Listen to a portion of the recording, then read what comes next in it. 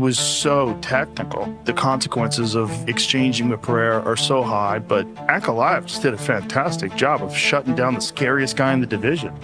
He was more aggressive, and that's why Magomed Ankalaev is now the light heavyweight champion of the world. No! 6 months. That's how long Alex Pereira has been carrying the weight of what happened at UFC 313. 6 months since Magomed Ankalaev didn't just beat him, he dismantled him, stripped away the mystique, turned the most dangerous man in the division into someone who looked ordinary. But here's what makes UFC 320 different from every other comeback story in combat sport. This isn't just about revenge. This is about a man who built his entire legacy on being unstoppable, finding out he wasn't, and spending every waking moment since figuring out how to fix that. A win for Pereira means redemption, proof that his power can solve the one puzzle that's shut him down so far. A win for Ankalaev means control, the chance to silence anyone who still doubts whether he's the rightful king of light heavyweight. But that's not all UFC 320 gives us. At bantamweight, Merab Dvalishvili's relentless pressure meets Cory Sandhagen's movement and creativity. One man looks to drown you with pace, the other slices you apart with technique. And when those styles collide, someone breaks. And then there's Jiri Prochazka versus Khalil Rountree, a fight that feels like pure chaos waiting to happen. Jiri's wild, unpredictable energy against Khalil's violent Muay Thai power. It's not about rankings or belts. It's about what happens when two fighters refuse to play safe. 3 fights, 3 stories, all building to the rematch that could define the next era at light heavyweight. Fighting business is one of my favorite new channels going right now. YouTube, the fighting business, absolutely amazing. Jiri Prochazka versus Khalil Rountree Jr. Let's start with the fight that could overshadow everything else on this card. Jiri Prochazka versus Khalil Rountree. I don't need to say anything else. For those of you that know, you know. On paper, this looks simple. A former champion against a dangerous contender. But nothing about Jiri's career has been simple. This is the man who once held UFC gold, only to vacate it with injury, and watch Alex Pereira turn the division into a personal highlight reel. Since then, Prochazka has been stuck in limbo, too good to fade into the background, but scarred by brutal losses that left real questions about where he stands. He bounced back at UFC 311, stopping Jamal Hill in the 3rd round with that vintage Prochazka chaos, wide stance, unpredictable entry, the kind of striking that feels improvised in the moment. It was a reminder of what makes him unique, but let's be real. The ghost of Pereira still hang over him. Those elbows at UFC 295, that head kick at UFC 303, you can't just shake those off. And the big question is whether Jiri's no-mind philosophy is still intact, or if those memories start creeping in when the chaos hits. Enter Khalil Rountree Jr., and he doesn't care about Prochazka's inner battles. Rountree isn't here to play therapist. He's here to throw leather. Man, I'm excited about this fight. Yeah. I really am. Former champion, very skilled, very dangerous. This is a guy tied with Chuck Liddell for most knockdowns in light heavyweight history, 14. He's riding momentum after a decision win over Jamal Hill in June, and his Muay Thai is straight up terrifying. Just ask Gogan Saki, Carl Robertson, Chris Dawkins, or Anthony Smith. Those knockouts weren't lucky. They were Rountree at his most ruthless. And that's what makes this matchup dangerous. They're nightmares for each other. Jiri thrives in chaos, throwing strikes from angles nobody sees coming. But against someone like Rountree, that chaos can turn into openings for a bomb. And Rountree, he doesn't try to solve puzzles. He smashes them. We're not going to see Khalil Rountree being able to take his time and pick his shots because Jiri goes forward. And this will be a sensational fight. This is going to be one of those fights where Khalil's going to have to bite down on his mouthpiece. He's going to have to stand his ground, go toe to toe, okay? Or Strickland would say dick for dick. Honestly, that's why this fight might be over in 5 minutes, or could turn into one of the ugliest wars of the year. Both men bring baggage into this. Jiri's rebuilding himself after 2 devastating losses to Pereira. Rountree had his suspension setback at UFC 303 before giving us a Fight of the Year candidate at UFC 307. Both have seen the highs, both have felt the lows, and now one of them gets a chance to turn that chaos into momentum. If Prochazka shows up as the wild man who submitted Glover Teixeira and slept Dominic Reyes, then Rountree could be in deep trouble. But if the hesitant Jiri shows up, the one who froze against Pereira, Rountree absolutely has the tools to add another body to his knockout reel. And honestly, I don't see this one going quiet. But while Prochazka and Rountree are trying to knock each other into another dimension, the co-main event presents a completely different puzzle, one that requires patience, precision, and the kind of cardio that's honestly inexplicable. Merab Dvalishvili versus Cory Sandhagen. Merab Dvalishvili has turned the bantamweight division into his personal torture chamber. 13 straight wins, most takedowns in UFC history. He stacked names like O'Malley, Cejudo, Yan, and Aldo on his resume, and he didn't just beat them, he broke them. His second defense against O'Malley at UFC 316 was the exclamation point, a north-south choke that shut down all the lucky win talk. I mean, his wrestling is so elite, and then with that cardio, and now the improvements in the striking, and then the submissions.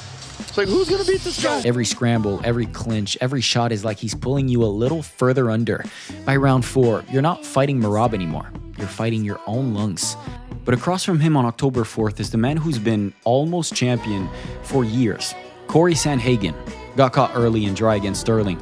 Most fans thought he beat Dillashaw. He pushed Yan to the brink in an interim title fight and came up just short. It's like the belt has been dangling in front of him, just out of reach. Something changed after that Yan fight though. Sandhagen started fighting with more discipline. He outclassed Vieira, he picked apart Song Yadong, even tore his tricep against Rob Font and still pitched a shutout. And most recently, he stopped Figueiredo, the former two-time flyweight champion, and showed that he's not just slick, he's mean when it counts. I've dreamed of being a world champion for more than half of my life now. UFC, please give me an opportunity to show how great I am to the whole world. Honestly, when Cory's locked in, he looks like a guy who should have already had a belt wrapped around his waist. The clash of styles here couldn't be more obvious. Merab fights like a hurricane made of wrestling shoes. Endless takedowns, endless scrambles, endless pressure, while Cory fights like a surgeon, sharp, efficient, creative. His flying against Frankie Edgar still gives me chill, and I've seen it 100 times. But surgeons need time and space to work, and Merab doesn't give you either. We know the style makes fight, and it's gonna be a hard style for me. I just have to out MMA him everywhere and not be scared to wrestle with him or get tired. So I kind of plan on just, like masterclassing Merab. That's the puzzle. Can Cory create the room to set traps, sting Merab on the entries, maybe even land something fight-ending? Or does Merab just do what he always does, close the gap, drag you down, and make you question why you ever signed the contract in the first place? I'll be honest, I thought Cory got robbed against Dillashaw, and I've always felt like on the right night, he could outclass anyone at 135. But Merab is not anyone. Hey, listen, Merab, he'll shoot 50 takedowns to get 3. He doesn't give a shit. And Anthony, you know that. And look, Aldo's a great wrestler. Weidman's a great wrestler. They're not willing to expend the energy this guy is. October 4th is either the night Sandhagen finally gets his validation, or it's another chapter in Merab's reign of suffocation. All of it leads to the fight that defines this card. The scariest fighter the UFC has ever seen now faces his own boogeyman. Alex Pereira versus Magomed Ankalaev 2. To understand this rematch, we have to go back to UFC 313. For 5 rounds, Magomed Ankalaev did the unthinkable. But here's the thing.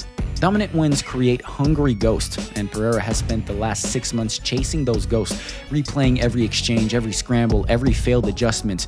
Let's not forget who we're talking about. Did you all forget?